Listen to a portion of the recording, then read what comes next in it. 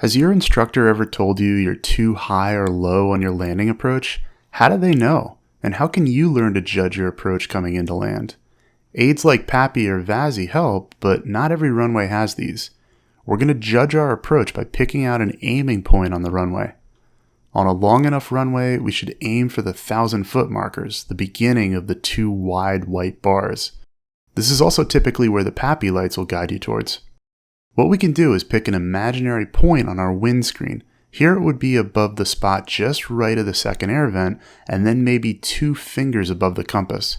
Some students will even put a little mark or sticker here, but just keep in mind this point will always be different depending on the conditions outside, your aircraft weight, and other performance factors. Now, our goal is to keep this point fixed on that 1,000-foot marker. But don't aim it like you're pointing a gun. If we get a bit low, that target will move below the 1,000-foot marker. We'd want to increase power and adjust pitch to maintain our airspeed. How do we know we've placed the marker in the right spot on our windscreen? The point our aircraft is actually moving towards shouldn't move from our perspective. Anything before that point, like the runway threshold, or after that point, like one of the later touchdown zone markers, should be expanding away from that central aiming point.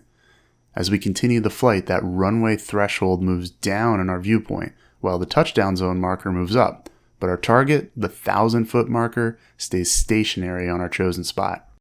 Now, your instructor has gotten good at this the same way you'll get good at it, practice. Using something like this marker technique can help you gauge your approach. As you move on, though, you should be able to judge your glide by much more natural means. I like to tell students to try to picture where on the runway their butt will scrape the surface if we maintain a certain angle. That butt scrape point should be our aiming point. Okay, so when it comes to the actual touchdown, we find that by bringing the nose up into the round out, we won't actually touch down at that same point we've been aiming at. We've carried some speed into the approach, which we're now bleeding off. This will cause us to travel beyond our aiming point and touch down somewhere past it.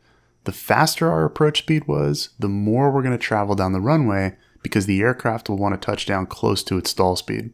So when your instructor talks about aiming point, remember they're not talking about the point your wheels touch down, but literally where your aircraft should aim for in the approach.